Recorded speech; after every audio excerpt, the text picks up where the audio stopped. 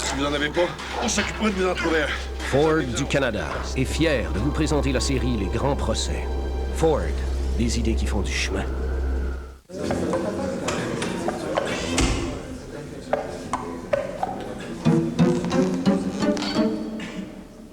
Les Grands Procès vous sont présentés par la Fédération des producteurs de lait du Québec. Le lait, vachement meilleur.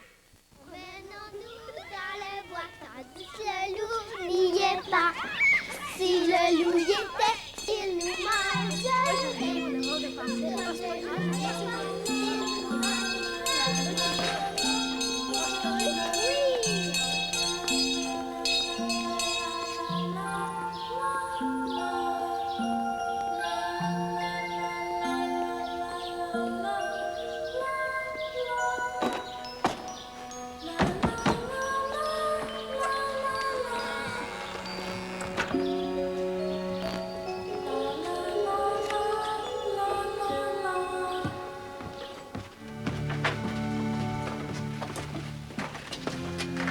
Il y a de quoi qui pue ici?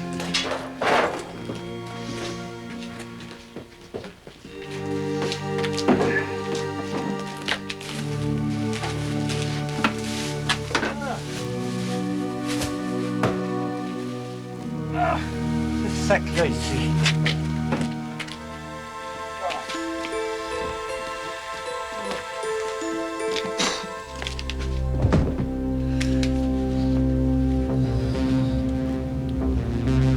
Frère Ferdinand, c'est un pied.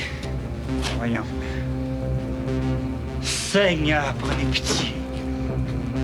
C'est un enfant. C'est un cadavre.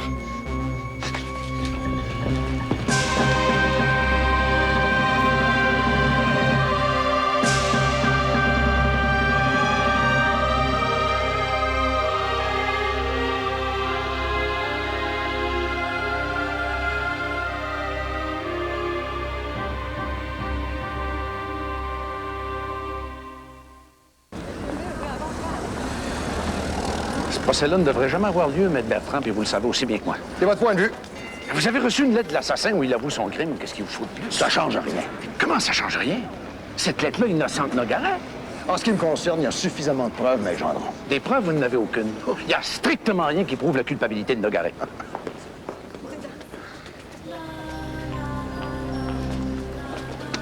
Votre pauvre petite fille, c'est écœurant. Moi, je l'ai vu, Nogaret, dans la cave. Moi, le dire au juge, moi, ayez pas peur. Je l'ai vu, moi. Je vais le dire. Personne ne va m'en empêcher. Moi, le dire, moi, ayez pas peur. Ici, Beton.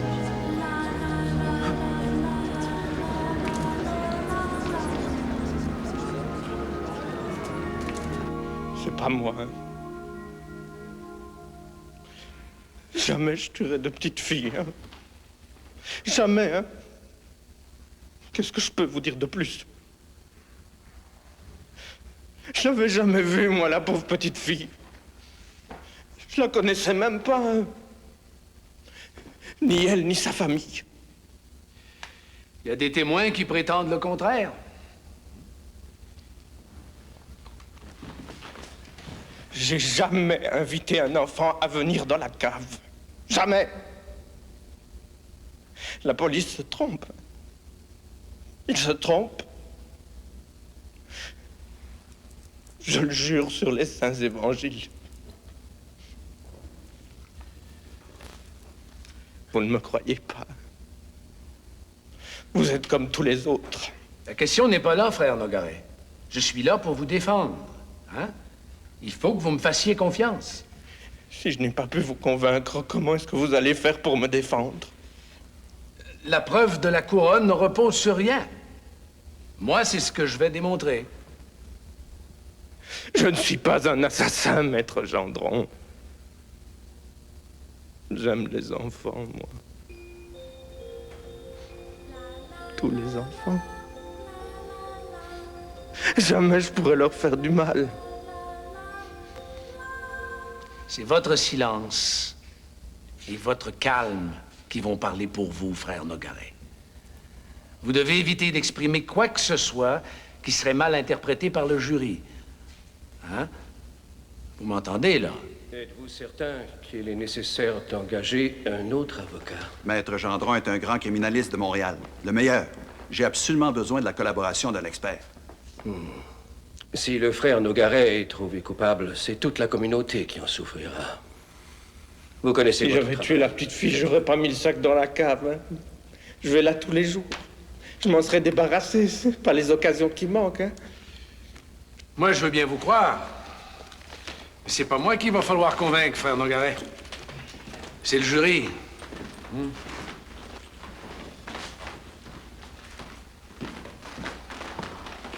Albert Nogaret, frère convert, handicapé par une surdité sévère et formellement accusé du meurtre de la petite Simone Caron. Nous sommes en 1931, les meurtres d'enfants sont très rares. Dans la petite localité de Pointe-aux-Trembles, la population bouleversée réclame que justice soit rendue. Madame Caron, les questions que je vais vous poser vont être pénibles, mais c'est mon devoir de vous les poser. Êtes-vous prête? Êtes-vous certaine que le corps retrouvé à l'Académie Roussin est bien celui de votre petite-fille, Simone Caron? Oui, c'est bien ma petite Simone. Vous n'avez aucun doute? Vous demandez à une mère de reconnaître sa fille, monsieur. J'ai reconnu ses cheveux. J'ai reconnu ses petites mains.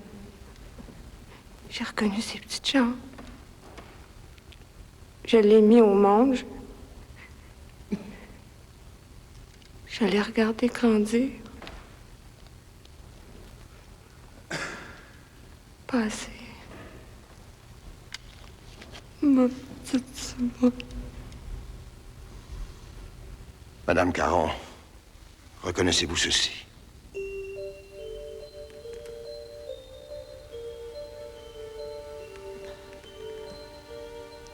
C'est le tissu de sa robe. La petite, elle l'avait choisi elle-même.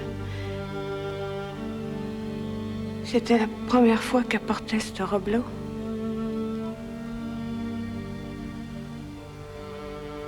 C'est juste un bout de tissu pour vous autres, mais pour moi, c'est...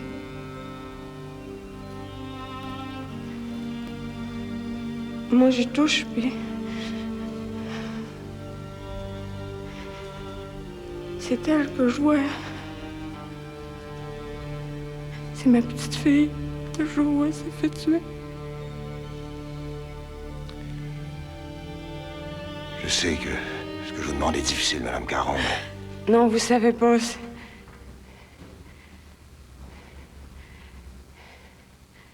C'est bien sûr que c'est Simone. Vous avez pas besoin de me montrer ça. Puis la police avait pas d'affaire à demander à mon mari de regarder dans le sac. Vous devriez nous aider un peu. Pour le reste, il me semble qu'on a dit tout ce qu'on avait à dire. Monsieur Caron, pouvez-vous dire à ces messieurs du jury quand vous avez vu votre fille pour la dernière fois? Au dîner, le jour où elle a disparu. Le 10 juillet? C'est ça. J'y ai donné 5 cents pour qu'elle s'achète des bonbons. On a dîné. Je suis retourné à l'ouvrage vers 1 heure. Elle est sortie en même temps que moi. Elle est partie sur son bar, moi du mien. Je l'ai plus jamais revue après ça. Et savez-vous où elle allait? Elle avait l'habitude de descendre au restaurant, s'acheter des bonbons. À quelques rues de la maison. Ces scènes-là. Est-ce que tu allais des fois chercher des bonbons avec ta sœur Simone? Oui. Souvent. Ma sœur, elle était bien gourmande. Par où vous passiez pour aller au restaurant? On passait par la cour du collège. Ou par en avant. Par la rue Notre-Dame. As-tu déjà eu connaissance que le frère Nogaret ait parlé à ta petite sœur Simone? Oui. Le frère, il lui disait... Viens chercher une belle pomme, ma petite fille. Il lui a dit plus qu'une fois.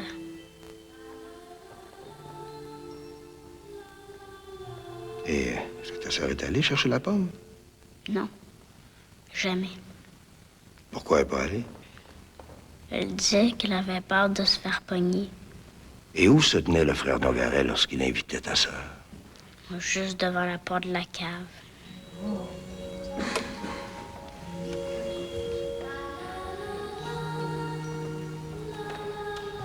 Docteur de Rome, à quand établissez-vous le moment de la mort de la petite Simone Caron? Le moment de la mort peut être établi de manière assez précise à cause de l'état avancé de décomposition et de la présence de mouches. De mouches, docteur de Rome? Les mouches à viande, oui, celles que tout le monde connaît. Elles déposent leurs œufs qui deviennent des petits vers et ces petits vers forment une sorte de pulpe. Comme tout ça était sur le cadavre et que ce cycle prend un temps assez précis, on peut en déduire qu'entre la mort et la découverte de la victime, il s'est écoulé 2 à 3 mois. Et qu'est-ce qui a causé cette mort? L'enfant a reçu 2 coups de couteau. L'un juste ici, entre la 4e et la 5e côte, et un autre là, au niveau de l'estomac. C'est le coup à l'estomac qui a tué, provoquant une hémorragie. Docteur de Rome, je vous montre ces couteaux. Ils ont été retrouvés dans la chambre de l'accusé. Les blessures que vous avez pu observer peuvent-elles avoir été causées par l'un de ces couteaux? Celui-ci a tout de suite retenu mon attention. Il a une lame très particulière qui se poursuit jusque sur le dos du couteau. Vous remarquerez que la côte de l'enfant a été fissurée par le dessous. Une telle blessure peut difficilement être provoquée par un couteau ordinaire. Par contre, la lame recourbée... Excusez-moi, docteur de Rome, je crois qu'un exemple concret vous aiderait à mieux comprendre. Venez.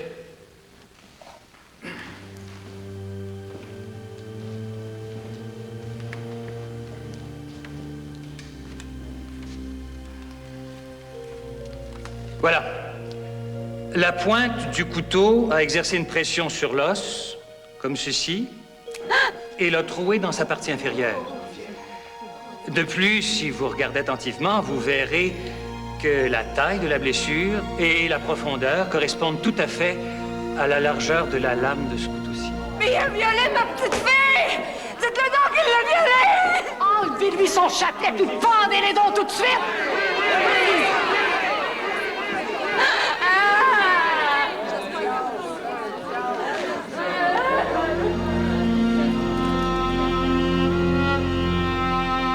Accès à la cave.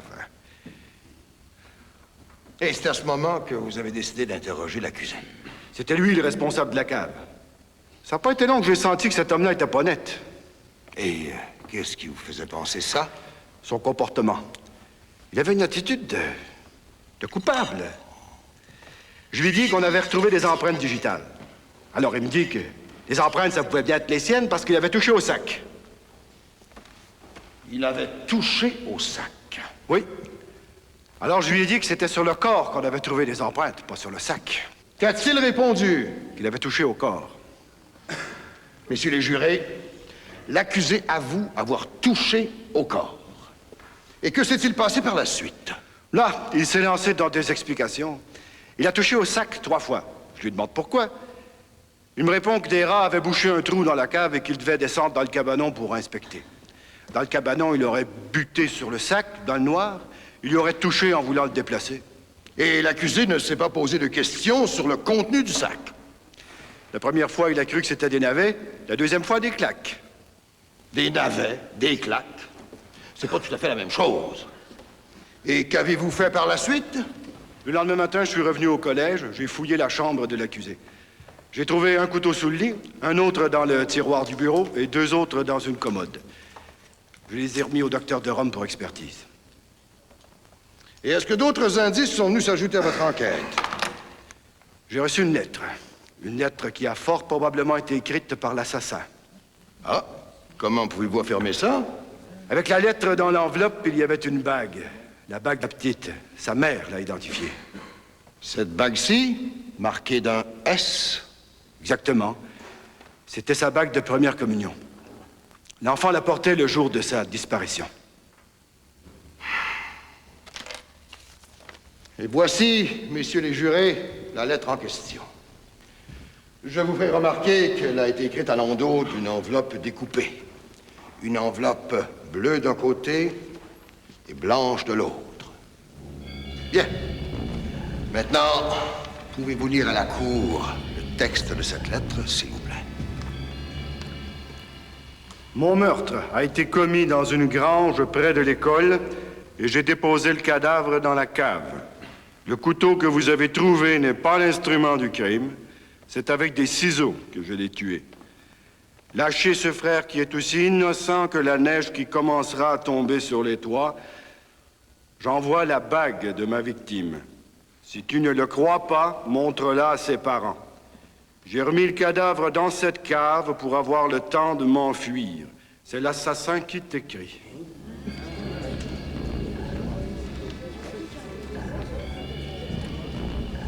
Le témoin est à la défense. Monsieur Jargaille, vous affirmez donc, avec certitude, que la lettre a été écrite par l'assassin. La bague jointe à la lettre le prouve. Cette lettre, comment vous est-elle parvenue? Par la poste, dans le courrier ordinaire. L'enveloppe a été postée de Montréal 2 jours avant. Pouvez-vous nous dire où se trouvait le frère Nogaret, précisément ce jour où la lettre a été postée? Il était à la prison de Bordeaux. Est-ce que les détenus ont accès au service de la poste? Toute correspondance est formellement interdite. Lorsque vous avez reçu la fameuse lettre, n'avez-vous pas pensé qu'elle disculpait le frère Nogaret? Je ne comprends pas la question. Maître Gendron, quelle est votre question? Cette lettre signée de la main de l'assassin a été envoyée de Montréal. Or, il est impossible que ce soit le frère Nogaret qui ait envoyé cette lettre. Alors, inspecteur Jargaille, ma question est la suivante. Cette lettre ne vous a-t-elle pas fait soupçonner d'autres personnes? J'ai surtout cherché une grange. Une grange. Vous avez longuement parlé du comportement étrange de M. Nogaret. Comportement qui a éveillé vos soupçons à son endroit. N'y avait-il pas d'autres personnes qui avaient, disons, un comportement aussi étrange? Je ne vois pas. Une personne qui travaillait avec le frère Nogaret? Un certain Monsieur Godon? Si mon confrère a l'intention de dénigrer un témoin de la couronne, je m'y objecte avec force. Maître Gendron, posez votre question. Votre Seigneurie, ce que je cherche à savoir, c'est si la police a fait son travail, qui est d'enquêter sur tous les suspects plausibles. Cette lettre disculpe mon client. La police aurait dû poursuivre son enquête. Moi, je veux rappeler, Maître Gendron, que le travail de la police n'est pas en cause. Le procès ici en cours est celui de M. Nogaret. C'est à cela que vous devriez vous en tenir.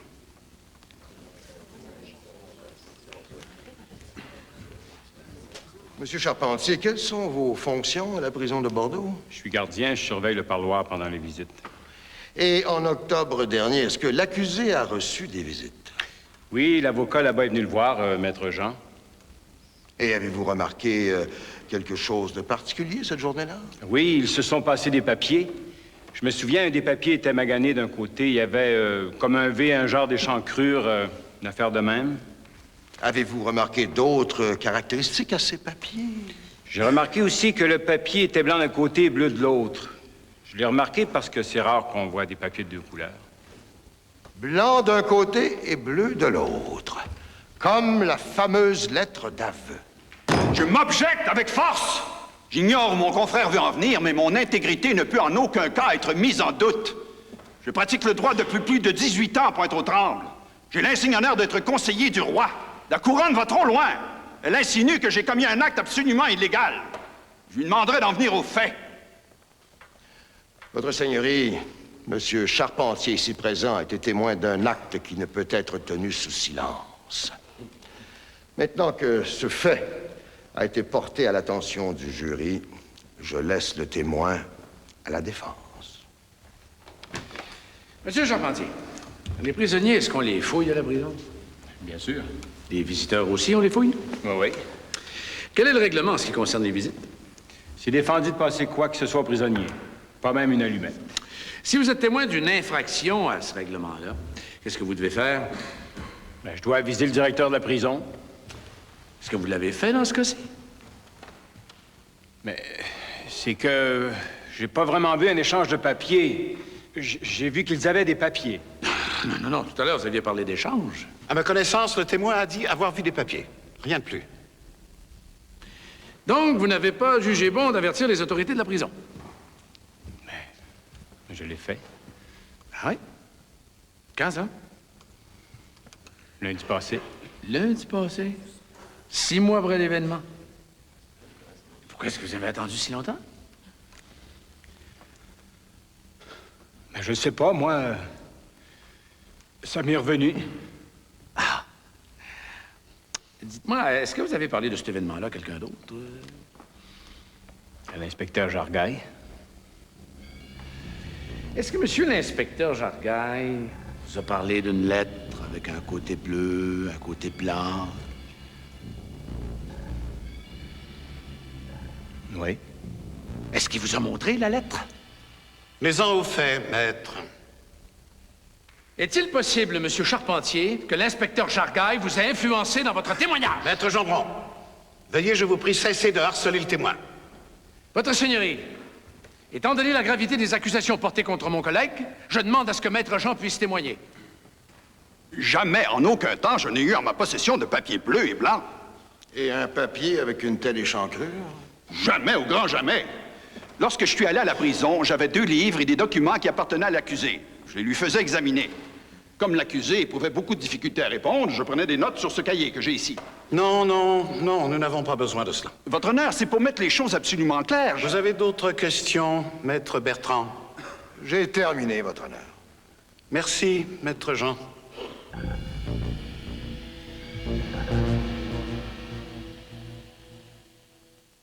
Parlez un peu plus fort, s'il vous plaît. C'est pas correct, ce qu'ils ont fait. Monsieur Godon, est-ce que vous êtes malade? Je suis faible, mais pas malade. C'est parce qu'on a voulu me faire passer cette affaire-là sur le dos. Ça m'a rendu malade. De qui parlez-vous, monsieur Godon? Du frère infirmier. Il disait qu'il savait des affaires sur moi, puis qu'il me ferait condamner. De quoi parlait-il? Il est venu me voir un soir après le souper pour me dire sur un ton bien rough. Rappelle-toi que tu t'es blessé à la main au mois de juillet, toi. Je me suis juste foulé la main en charroyant une poche de patate. Puis il m'a dit qu'il avait envoyé une lettre sur moi. Une lettre qui disait que c'était moi qui l'avais tué. Mais c'est pas vrai, ça. On vous accusait donc d'avoir tué la petite Caron. Il arrêtait pas. Puis là, le frère, il me dit que ça serait mieux que je prenne du poison, que c'était mieux de même. Moi, j'en pouvais plus. Ça fait que j'ai tout bu la bouteille d'iode, puis je voulais mourir. Puis je voulais pas que vous me punissiez pour ça. Mais calmez-vous, monsieur Godon. La Cour est là pour vous protéger. Vous n'avez rien à craindre. J'ai passé bien proche de la mort. Mais là, il n'y a rien qui va m'empêcher de le dire, ce que je sais. Et que savez-vous, monsieur Godon? J'ai vu le frère avec une poche. C'est de ça qu'il avait peur, que je le dise. Vous avez vu le frère Nogaret? Oui, je l'ai surpris. Il transportait une poche de patates dans la cave à l'académie. Puis là, il me criait après, il m'a dit « T'es pas supposé être là, toi, qu'est-ce que tu fais ici? » Moi, j'ai pas répondu. Je suis parti. Et qu'a-t-il fait avec la poche? Il l'a jeté dans le cabanon aux légumes. La même place où on a retrouvé la petite fille. Le témoin est à la défense. Monsieur Godon, vous souvenez-vous de la journée du 2 juillet 1931? Non. Et celle du 10 juillet? Oui. Celle-là, je m'en rappelle. C'est cette journée-là que je me suis foulé la main. Ah. Comment expliquez-vous que vous vous souveniez particulièrement de cette journée, qui est, je me permets de le rappeler au jury, celle de la disparition de la petite Simone Caron? Je sais pas. À cause de ma foulure, peut-être. N'est-ce pas à partir du 10 juillet, M. Godon, que vous avez commencé à pleurer dans votre chambre? Non, c'est après que j'ai pleuré. Après le 10 juillet. À quel moment est-ce que vous avez appris la disparition de Simone Caron? Je le sais plus, moi. Ah bon? Pourtant, vous aviez l'air bien intéressé à cette histoire. Je crois que vous aviez l'habitude de découper les articles de journaux concernant cette affaire, non? Je les découpais pour les montrer à mes parents. Ça m'intéressait. Ça se passait par chez nous. Ah bon? Mais c'est pas parce que vous connaissiez la victime que cette histoire-là vous intéressait, M. Godon? Je la connais... Je la connaissais pas, j'y ai même jamais parlé. Puis ses parents, M. et Mme Caron, vous leur avez jamais parlé non plus? Comment voulez-vous que je le sache? Je me rappelle pas de tout le monde à qui je parle, moi. Ah bon? Simone Caron, vous l'avez peut-être oublié aussi. Maître Gendron, je vous demanderai d'en venir aux faits, s'il vous plaît. Je veux savoir si M. Godon a eu des rapports avec la victime. Selon moi, il a déjà répondu à cette question. Dans ce cas, passons au harcèlement dont vous dites avoir été la victime. En avez-vous parlé à vos parents? Non. Avez-vous parlé à quelqu'un du fait que vous ayez surpris le frère Nogaret dans sa cave? Non. À votre frère? À vos parents? Maître Gendron, dois-je vous rappeler que cet homme est malade? Vous harcelez le témoin. Mon Dieu! La séance est ajournée pour 15 minutes.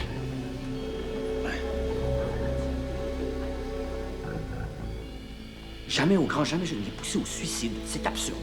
Il avait quand même dit avoir certains doutes à son endroit. Ce n'est pas d'hier que nous avons des soupçons sur lui. Godon est anormal dans ses affections sexuelles. Ça n'en fait pas un assassin pour autant. Non.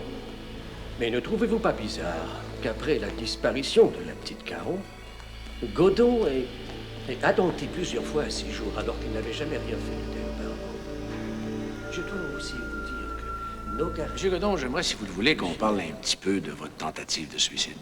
D'accord? Vous maintenez toujours que c'est le frère infirmier, le frère Rosaire, qui vous y a poussé? Oui, monsieur. Il disait tout le temps, « Pauvre Godon, tu vas aller faire un tour à Bordeaux. » Ça fait qu'un après-midi, je suis allé à la confesse. Après, je suis allé m'acheter le poison à la pharmacie. Ensuite, je me suis enfermé dans la cave à l'académie. Et puis c'est là que vous avez écrit une note. Oui. Oui, je voulais que tout le monde le sache. Ça fait que j'ai écrit sur une enveloppe, « Je suis pas coupable, bon. » De quelle couleur était cette enveloppe? Elle était blanche, me semble. Est-ce que je peux vous rafraîchir la mémoire, M. Godon? N'était-elle pas bleue à l'intérieur? Je m'en rappelle pas, j'étais trop énervé. Et où se trouve cette enveloppe aujourd'hui? Vous savez pas.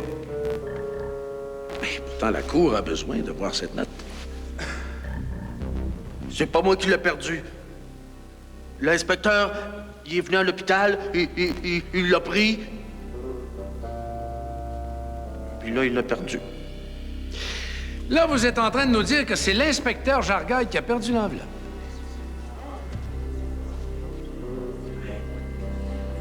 C'est extrêmement regrettable, ça, M. Godon. C'est extrêmement regrettable. La séance est ajournée. Nous entendrons la défense demain matin. Ouais. C'est beau à voir, ça. L'inspecteur chargé de l'enquête qui perd des preuves. Pas besoin de monter sur vos grands chevaux. Des erreurs, il y en arrive tous les jours. Tout autre que moi, on arriverait presque à la conclusion que c'est un coup monté par la police. Oh, coup monté, Maître Gendron. Je vous rappelle que les frères ont eu plusieurs occasions de se concerter. Personne n'a le droit de raconter ce qui s'est dit lors de ces réunions secrètes chez le frère directeur. Pourquoi ce silence imposé à tout le monde à l'Académie? C'est curieux tout ça, vous trouvez pas? Godon, dans le box des accusés, à la place de Nogaret, ça ferait sûrement l'affaire du frère directeur, non? Voyons donc, ils sont quand même pas tous complices dans cette affaire. Messieurs les jurés, dans tout autre procès, la défense aurait fait comparaître de nombreux témoins qui seraient venus nous dire, les uns après les autres, que tel ou tel fait ne tient pas. Mais dans ce procès-ci, ce ne sera pas nécessaire. Pourquoi? Tout simplement parce que la couronne n'a pas de preuves. Aucune. Le détective Jargaille trouvait que Nogaret avait une attitude de coupable.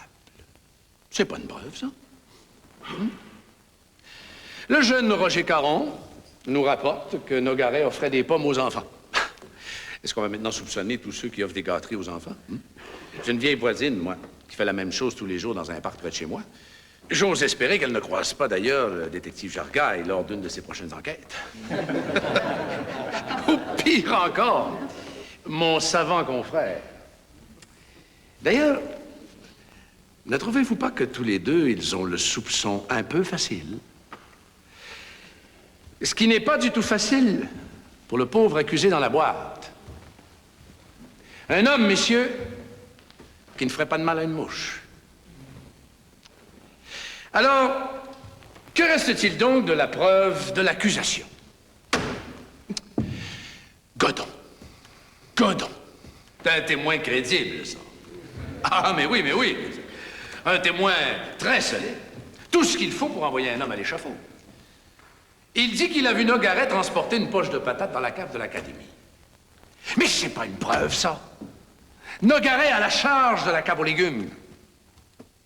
Et moi, ce qui m'étonne davantage, c'est que ces deux messieurs, aux soupçons si faciles, ne se soient pas posé certaines questions à son égard.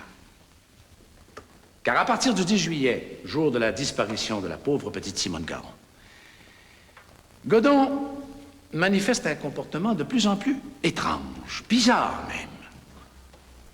Il collectionne les articles de journaux par rapport à cette affaire, il se met à pleurer, il se dit harcelé au point de commettre une tentative de suicide, mais il ne parle de tout cela à personne. Que restait-il alors? L'arme. Un couteau. Retrouvé dans la chambre de Nogaret. Chambre ouverte à tout venant, d'ailleurs. Les ouvriers en profitaient pour entreposer leurs outils. N'importe qui aurait pu saisir ce couteau, aller commettre son crime et le remettre ensuite à sa place. Non, non, messieurs. La seule preuve véritable de cette cause, c'est la lettre. Et qu'est-ce qu'elle prouve, cette lettre? L'innocence de l'accusé. Je ne vais pas vous faire perdre votre temps, ni celui de cette cour, en vous expliquant en long et en large l'accusation farfelue que la couronne a portée contre mon honorable collègue, Maître Jean. Une accusation même pas assez solide pour qu'on se donne la peine de la réfuter. Non, nous avons autre chose à faire ici. Nous avons à relâcher un innocent.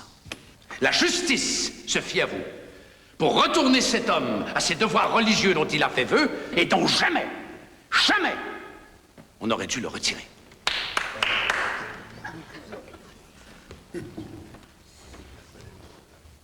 Messieurs, avec tout le respect que je dois à mon éminent collègue et à l'esprit qu'il s'est manifesté dans la défense d'une cause désespérée, je dois avouer qu'il va décidément trop loin, notamment en n'hésitant pas à entacher la réputation d'un homme qui n'a rien à faire avec ce meurtre. Un homme que l'on a cherché à faire taire. Un homme qui a le courage de se présenter devant cette cour et de faire éclater la vérité. Oui, M. Godon est un homme malade, sensible. Mais M. Godon est un témoin crédible qui ne s'est jamais contredit. La défense prétend que la preuve ne repose sur rien. Un couteau à la pointe très particulière qui correspond à l'arme du crime est retrouvé dans la chambre même de l'accusé. Un témoin crédible qui a vu l'accusé transporter et lancer une poche de patates exactement là où on a retrouvé le corps de Simone Caron. L'accusé, qui, dans une déclaration remplie de contradictions, avoue lui-même avoir touché le corps de la petite Simone. Mais que vous faut-il de plus? Des belles phrases comme celles de mon savant collègue? Je n'en ferai pas, car je n'ai pas besoin d'en faire. Je vous ai présenté une preuve solide. Et il me faudra plus que des belles phrases ou tout l'esprit du monde pour me convaincre qu'elle ne tient pas. Merci, messieurs. Une preuve circonstancielle repose sur la notion de doute. et vous devrez en tenir compte dans vos délibérations. Mais laissez-moi d'abord vous préciser ce qu'est le doute. Un doute, c'est une certitude qui en détruit une autre. Alors, quelles sont nos certitudes dans cette affaire? C'est dans la cave de l'Académie Roussin que la petite Simone Caron a été retrouvée. L'accusé a été vu en train d'attirer cette petite dans la cave en lui offrant des pommes. Une autre chose dont on est sûr, c'est que Nogaret avait charge de cette cave. Comment expliquer alors qu'il ait toléré un sac de choux pourris, alors que son travail, justement, était de garder cette cave en ordre? Quant à la lettre qu'a reçue l'inspecteur Jargaille, on ignore qu'il l'a écrite et qu'il l'a envoyée. Il ne faut donc pas en tenir compte. Ce n'est pas une certitude. Cet élément ne fait que détourner l'attention. Votre jugement doit être basé sur des certitudes. Ne vous laissez pas distraire par le reste.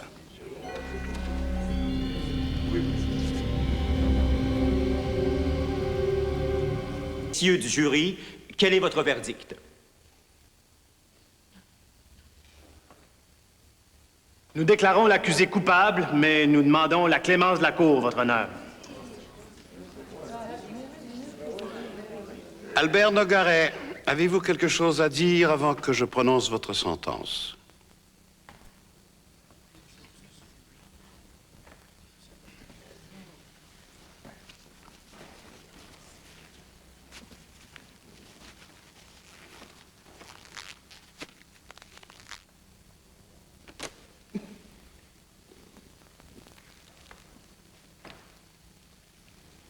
Albert Nogaret, vous êtes reconnu coupable du meurtre de Simone Caron.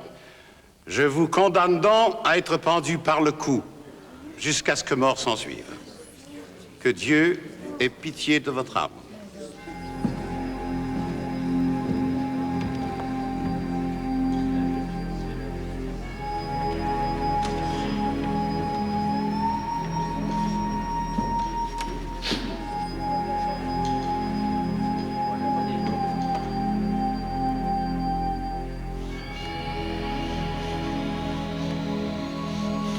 Un autre procès? Oui. La Cour d'appel a reconnu que le juge Wilson avait influencé le jury. De plus, il y a eu vice de procédure puisque les jurés avaient demandé la clémence de la Cour. Ce que nous avons fait valoir à la Cour d'appel, c'est que les jurés voulaient d'une part vous trouver non coupable, mais ne voulaient pas d'autre part aller à l'encontre des directives du juge. La demande de clémence, c'était un compromis. Je ne vais pas être pendu. Pour ce nouveau procès, la preuve présentée par la couronne n'a pas changé. Les mêmes témoins viennent dire à peu près les mêmes choses. Par contre, la défense, connaissant d'ores et déjà les détails de la stratégie de la couronne, détient un net avantage et présentera de nouveaux éléments. Je jure. Frère Joséphus, à l'été de 1931, vous étiez un frère directeur plein de projets.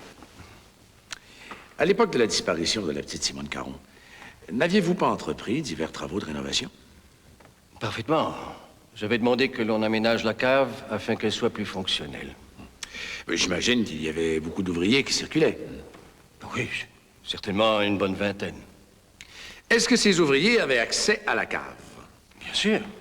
En fait, tout le monde pouvait aller à la cave sans restriction. La serrure était brisée. On l'a réparée en septembre seulement. Frère Rosaire, à l'Académie, vous occupez le poste de chef infirmier. Quelles sont vos fonctions? Je soigne les gens, je les aide à guérir. Vous arrive-t-il de sauver des gens de la mort? Ah, mais je suis pas médecin quand même. Il ne vous est jamais arrivé de sauver quelqu'un d'une mort certaine? Mais oui, je dirais que j'ai sauvé M. Godon quand il a essayé de se suicider. C'est moi-même qui l'ai conduit à l'hôpital quand je l'ai trouvé inconscient dans la cave. Ce même Godon qui vous accusait de l'avoir poussé au suicide? J'ai jamais voulu qu'il se suicide. Dieu me garde d'avoir de si terribles pensées. J'avais des doutes sur lui, à cause de la foulure qui s'est faite le 10 juillet.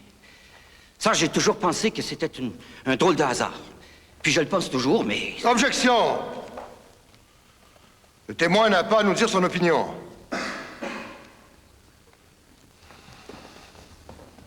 Je n'ai plus de questions, Votre Honneur. Je m'en souviens très bien. La pauvre petite était couchée sur le bord de la route. Elle avait l'air endormie ou bien malade. Moi, sur le coup, j'ai pas pensé d'arrêter. L'enfant était seul? Il y avait un homme avec elle. Moi, j'ai pensé que c'était son père, ben non, son grand frère. Pouvez-vous nous donner une description de cet homme? Je peux pas. Non, je m'en souviens pas, non. Mais vous vous souvenez parfaitement de l'endroit où la scène s'est passée? Ah oui, sur la route de Lavaltrie.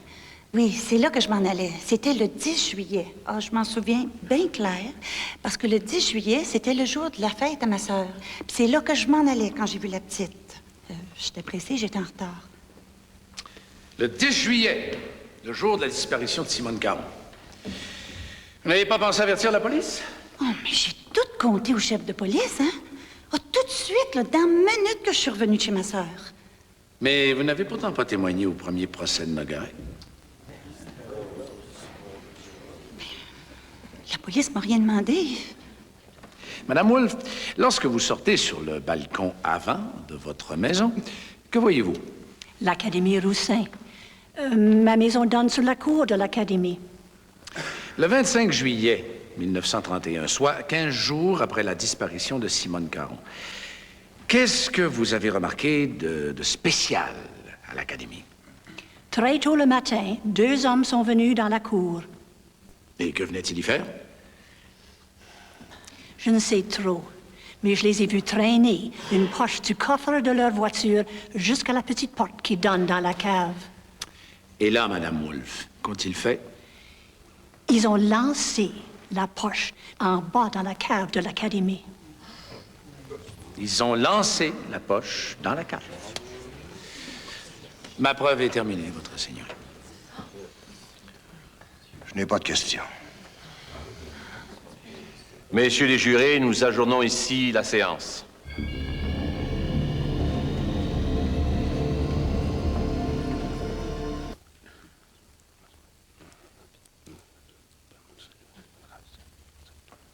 Monsieur le Président du jury, je vous inviterai maintenant à nous faire part de votre verdict. Nous déclarons Albert Nogaret non coupable. Albert Nogaret, vous êtes libre. Notre fille est morte. Il doit bien y avoir quelqu'un à quelque part qui l'a tuée.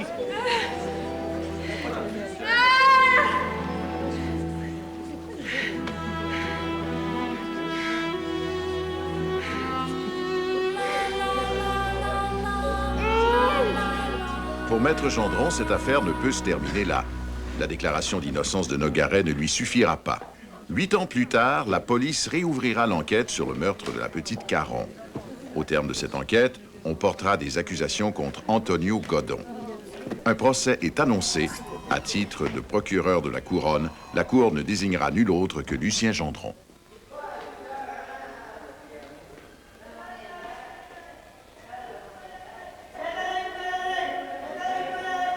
Je le savais que j'aurais pas dû parler. Je me le disais aussi. Antonio, ferme ta gueule. Tu vas avoir du trouble. Mais fallait que je sorte ça de ma tête. Elle allait me fendre. Fallait que je le dise. Oui, mais c'est pour le mal que j'ai fait aux frères. Le procès Godon n'aura jamais lieu. Jugé inapte à subir son procès, Godon finira ses jours interné dans un asile psychiatrique et mourra 1 an plus tard.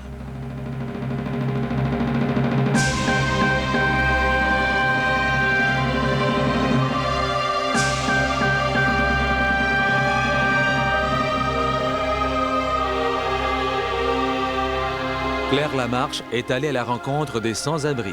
Soyez au rendez-vous demain soir, 21h. Dans un moment, à vous de juger.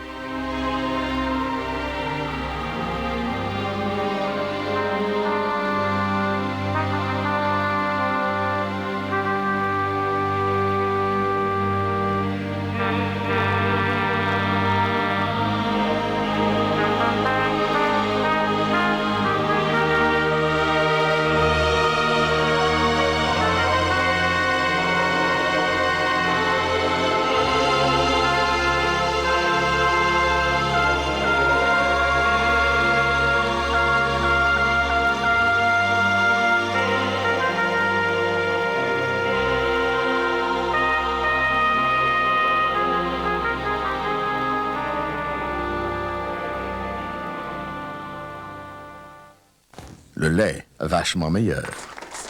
Une présentation de la Fédération des producteurs de lait du Québec. Coupable ou non coupable? À vous de juger. Cette émission est une présentation de Ford du Canada. Ford, des idées qui font du chemin.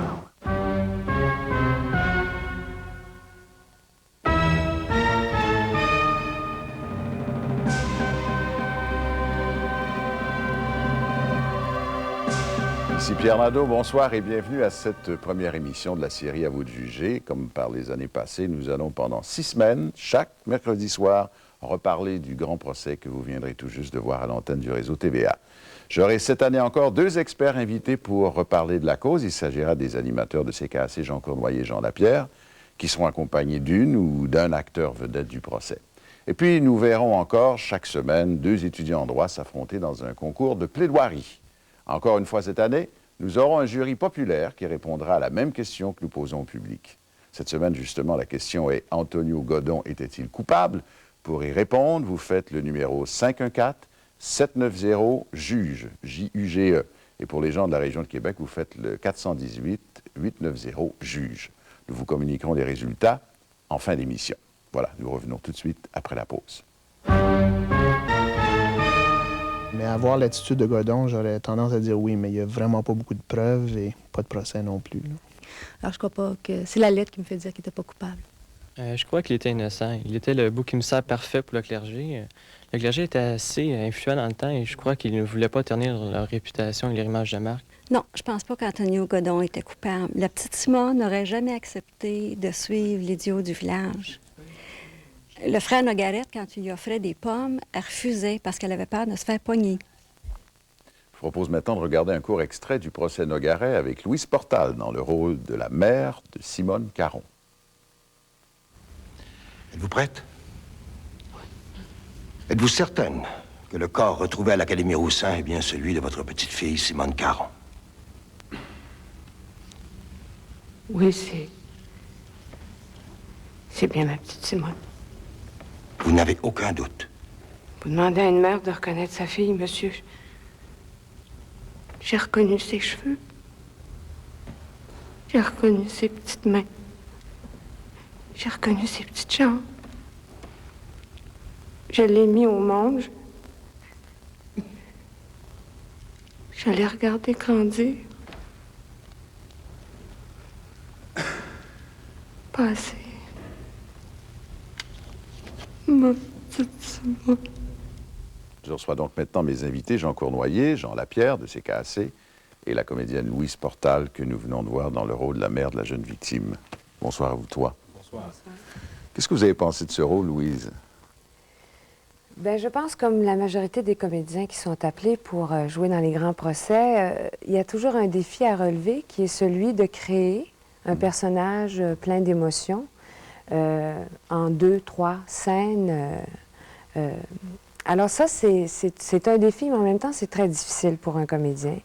Je dois dire que j'ai accepté ce rôle-là pour 2 raisons. D'abord parce que c'était Joanne Préjean qui en faisait la réalisation et c'est quelqu'un que j'aime beaucoup, en qui j'ai beaucoup confiance.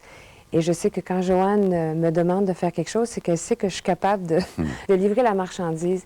Et aussi parce que je trouvais que c'était une histoire très touchante. Quelle femme n'est pas touchée par la mort de son enfant? Et c'est quelque chose dont j'avais envie en tout cas d'être l'instrument pour aller parler de cette chose-là. En tout cas, vous êtes bien acquitté de cette tâche.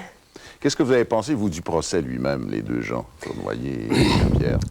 Bien, le procès, je me suis demandé à un moment donné si c'était pas le procès de la police qu'on faisait plutôt que le procès de l'un ou l'autre des 2 possibles accusés. C'est sûr qu'au point de départ, on a eu l'accusation qui était faite. Tu avais le visage du comédien qui jouait le rôle du frère, qui était extraordinaire. Sa face, tu avais le goût de fesser dedans. Puis tu avais en plus de ça, cette espèce d'idiot du village qui, comme tel, pouvait là, théoriquement du moins, être coupable de l'avoir fait. Mais ce qui vous tracasse, c'est le rôle que jouait la police là-dedans. La police, dans ce cas-là, Jean, tu vas être certainement d'accord avec moi, la police, comme dans plusieurs autres cas, on dirait qu'elle agit d'abord par instinct. C'est-à-dire, instinctivement, c'est lui. À partir de là, je construis ou je trouve, je ne construis pas nécessairement, mais je trouve ou je cherche des preuves qui vont me permettre d'établir sa culpabilité. Moi, j'ai vu que ce procès-là, 60 ans plus tard, était tellement actuel. Je voyais la mère de la petite Simone et je pensais à la mère du petit Daniel Desrochers, qui a été tué là, par les Hells, ou je sais pas, les Rock Machines, on ne sait pas encore. Et c'était exactement ça, le même sentiment. Le problème avec la police et un juge bêta. Et 60 ans plus tard, 70 ans plus tard, c'est exactement le même système et le système judiciaire a les mêmes faiblesses qu'il y a cette époque-là. Et puis faites un autre rapprochement, parce qu'il est très actuel, le rapprochement.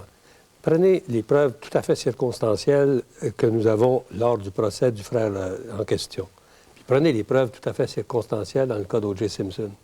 Prenez les parents des victimes dans le cas d'O.J. Simpson. Prenez la mère de la petite victime dans ce cas-là. C'est les mêmes réactions humaines qu'on retrouve.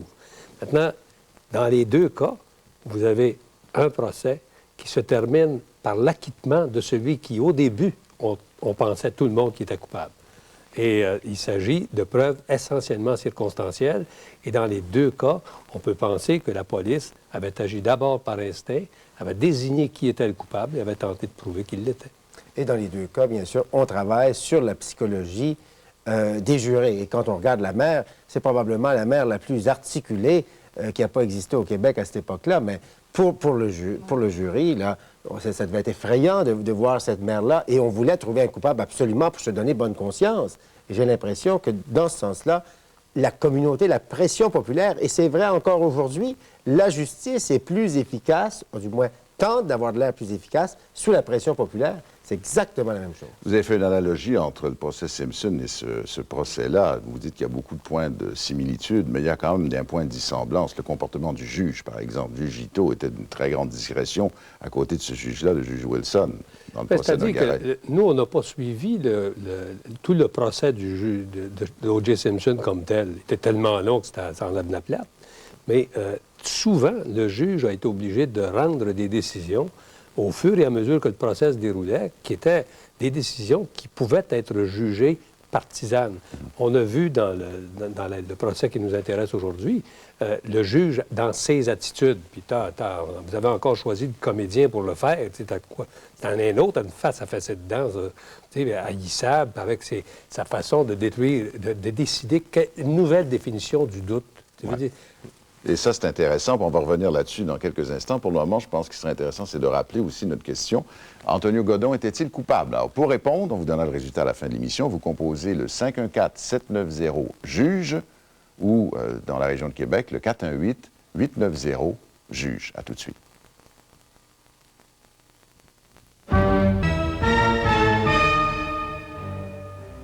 Non, d'après moi, Antonio Godon n'était pas coupable. Le trouble de son témoignage, c'était plus occasionné par la peur d'être emprisonné. Non, pour moi, Antonio Godon, c'était un pauvre innocent, malade. Tout l'accuse, mais si on sait que c'est les pères qui mettent une pression terrible sur lui pour le faire passer coupable, à ce moment-là, on peut avoir des doutes sur sa culpabilité. Selon moi, il n'était pas coupable. L'élément clé dans cette affaire-là, c'est la lettre que la police a reçue par le meurtrier. Nous allons revenir à mes invités, Louise Portage, Jean Cournoyer, Jean Lapierre. Dans quelques mots, vous me disiez pour qui vous avez voté. Ça, c'est tout à fait secret. Mais est-ce qu'il y a des éléments qui vous ont frappé dans ce qu'ont dit nos deux jeunes concurrents? Tiens, Jean Lapierre, par exemple. Je pense que nos concurrents sont restés un peu sur leur appétit aussi quant aux preuves réelles. Et donc, tout le monde est en train de faire des scénarios de preuves circonstancielles. Ouais. Et donc, on est un peu tous dans l'abstrait. Et dans ce sens-là, autant les avocats dans le procès qu'on a écouté un peu plus tôt que nos étudiants sont pris à monter des scénarios, finalement.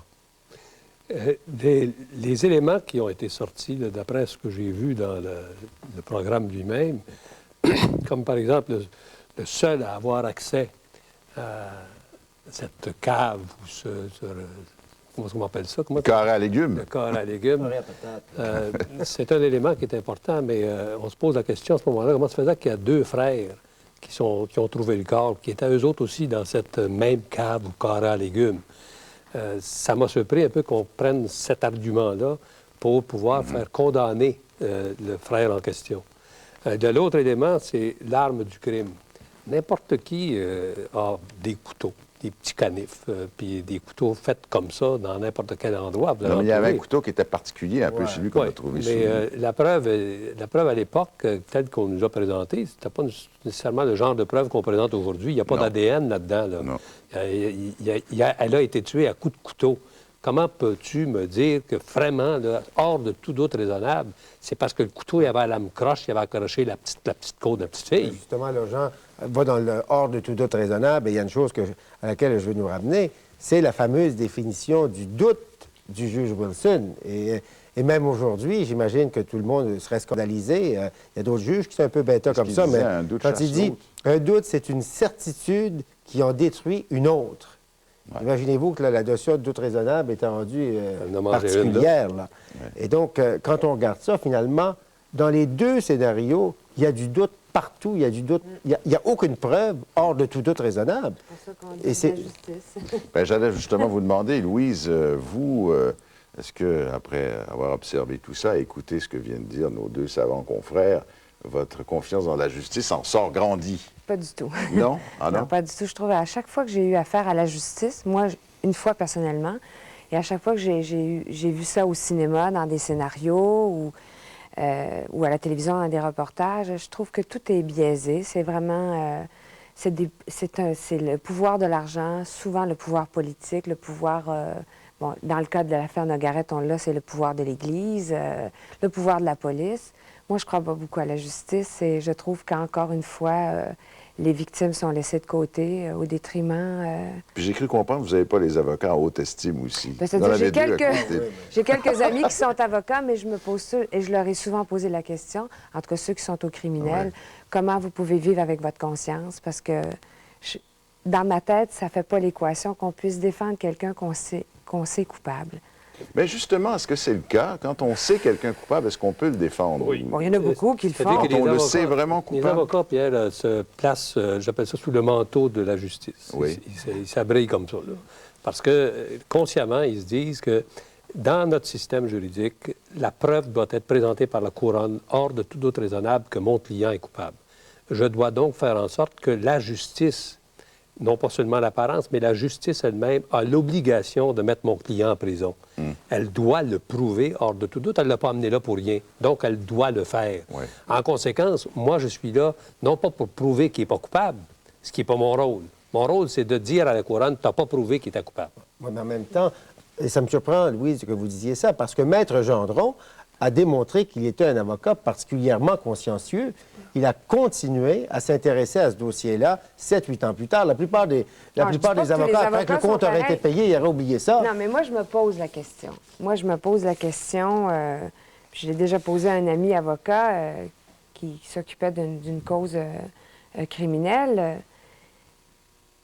Puis il m'a dit même que lui, parfois, il avait de la difficulté avec sa conscience, parce qu'on a beau faire ce que vous dites, il reste qu'on est aussi d'abord et avant tout un être humain. Mais moi, avant d'être une actrice, je suis une femme. Il y a des rôles que moi, en tant qu'actrice, je ne pourrais pas incarner. Parce que c'est contre ma... Ça va être le mot de la fin. En tout cas, pour le moment, nous vous revenons tout de suite après cette pause. Voici maintenant le verdict que vous avez rendu à propos de l'affaire Nogaret. À la question « Antonio Godon était-il coupable ?» Vous avez répondu coupable dans une proportion de 51 % et non coupable dans une proportion de 49 %. La semaine prochaine, nous allons vous demander de juger de la culpabilité ou de l'innocence de Marianne Sclater, accusée du meurtre de son mari, Percy Howard Sclater. Une affaire qui s'est passée en Haute-Mauricie en 1905. Voici un extrait de ce procès.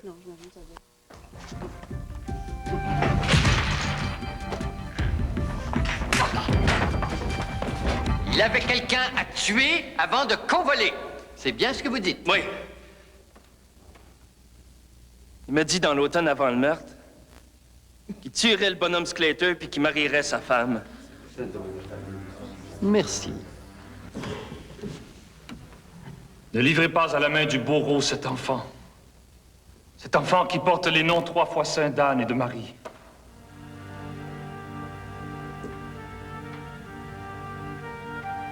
Je vous remercie. Voilà, c'est tout pour cette première émission d'À vous de juger. Je remercie mes invités, Jean Cournoyer, Jean Lapierre et Louise Portal. Et je vous donne rendez-vous mercredi prochain, 21h30. Ici Pierre Nadeau. À la semaine prochaine.